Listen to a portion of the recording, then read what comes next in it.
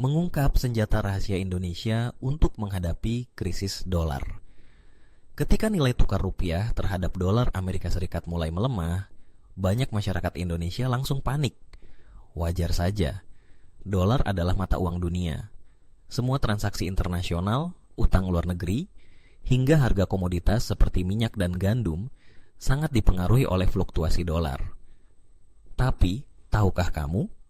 Di balik layar, Indonesia ternyata punya serangkaian senjata rahasia untuk bertahan dan bahkan menyerang balik ketika krisis dolar mengancam.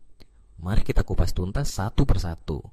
Krisis dolar, ancaman nyata bagi negara berkembang. Dolar Amerika Serikat telah lama menjadi raja dalam sistem keuangan global.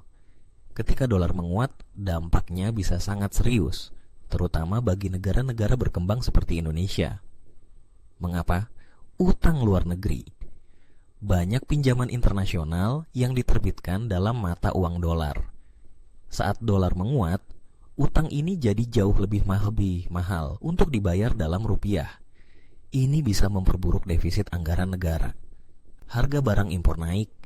Barang-barang seperti bahan bakar, mesin, hingga makanan tertentu yang diimpor akan jadi lebih mahal. Ini bisa memicu inflasi, tekanan terhadap cadangan devisa.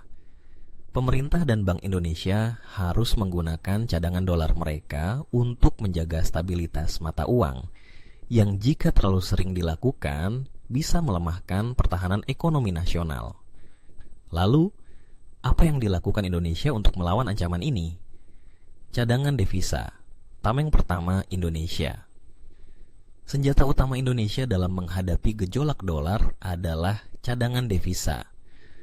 Pada awal tahun 2025, cadangan devisa Indonesia tercatat lebih dari 140 miliar dolar AS. Tapi bagaimana sebenarnya cadangan devisa ini bekerja? Fungsi cadangan devisa menstabilkan rupiah. Bank Indonesia bisa menggunakan dolar dalam cadangan ini untuk membeli rupiah di pasar, sehingga permintaan rupiah naik dan nilainya tidak jatuh terlalu dalam. Membayar utang dan impor cadangan ini juga menjadi sumber pembayaran utang luar negeri dan transaksi internasional penting. Namun, menggunakan cadangan devisa terlalu sering seperti membakar bahan bakar di kapal yang sedang mengarungi badai. Maka, Indonesia butuh strategi lain, bilateral swap agreement, jalur darurat di tengah badai. Inilah salah satu senjata rahasia yang sering luput dari perhatian publik, perjanjian swap bilateral. Apa itu? Swap bilateral adalah perjanjian antara dua bank sentral, misalnya Bank Indonesia dengan Bank of Japan, yang memungkinkan mereka saling menukar mata uang domestik dalam jumlah besar. Kenapa penting? Misalnya, saat dolar langka, Indonesia bisa menggunakan perjanjian swap dengan Tiongkok atau Jepang untuk mendapatkan yuan atau yen, menggantikan kebutuhan akan dolar dalam transaksi luar negeri. Dengan cara ini, tekanan terhadap dolar bisa dikurangi secara signifikan. Perjanjian swap Indonesia saat ini mencakup negara-negara seperti Jepang, Tiongkok, Korea Selatan, Australia, Malaysia, Thailand. Ini bukan hanya pertahanan ekonomi, tapi juga diplomasi strategis dalam bentuk keuangan. Local Currency Settlement, perdagangan bebas dolar. Strategi jitu lainnya adalah Local Currency Settlement, LCS. Dalam sistem ini, negara-negara sepakat untuk melakukan transaksi perdagangan bilateral menggunakan mata uang masing-masing, bukan dolar.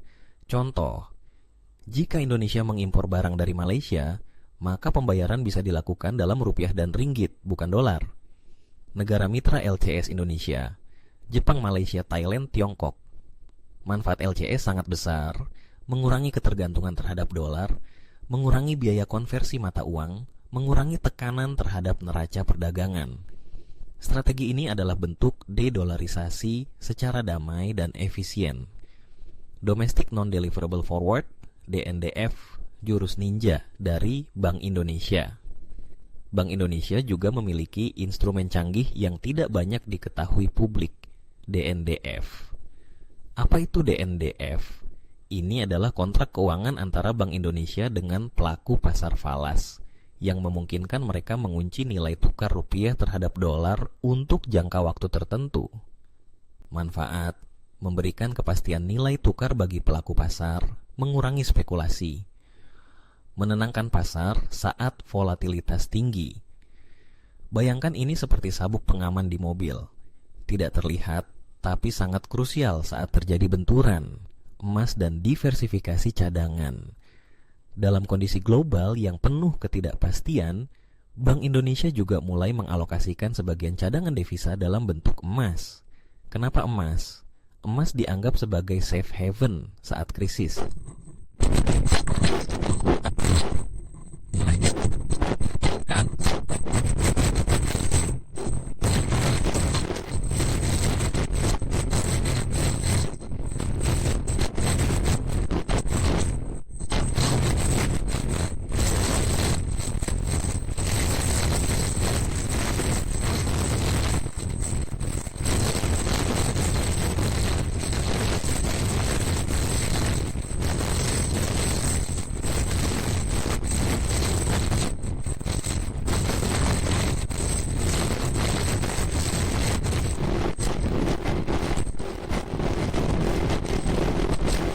Begitu pula sebaliknya. Dampaknya, mendorong transaksi lintas negara tanpa perlu konversi ke dolar, memperkuat sistem ekonomi digital ASEAN, mengurangi dominasi dolar dalam transaksi retail internasional. QRIS bukan sekadar teknologi, tapi bagian dari strategi besar menghadapi dominasi dolar. Strategi fiskal dan moneter terpadu.